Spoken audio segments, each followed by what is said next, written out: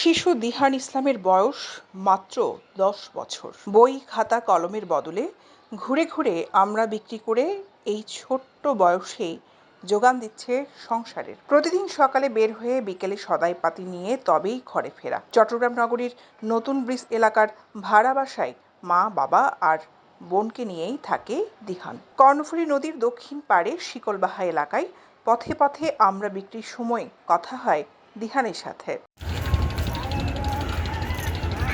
সে জানায়, পটিয়া আঞ্জুরহাট এলাকার মোহাম্মদ মিজান তার বাবা রিকশা চালায়, থাকেন নতুন ব্রিজের ভাড়া বাসায়। তার বাবা সংসারের সব খরচ যোগান দিতে পারছে না, তাই তো 5 বছর ধরে এই পেশায় দিহান। জীবিকা নির্বাহী নতুন ব্রিজ এলাকা থেকে আমরা কিনে প্রতিদিন প্রায় 50 থেকে 60টি আমরা একটি পাত্রে পদ্ম ফুলের পাপড়ির মতো সুন্দর করে কেটে বিক্রি করে। এতে তার 3 থেকে 350 টাকা লাভ হয় প্রতিদিন। এ টাকায় বাবার পাশাপাশি সেও সংসারে যোগান দিচ্ছে।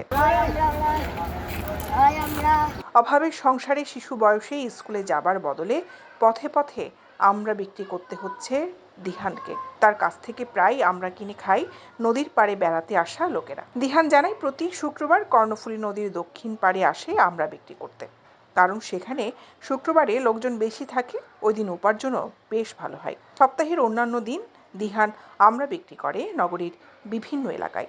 ইসলাম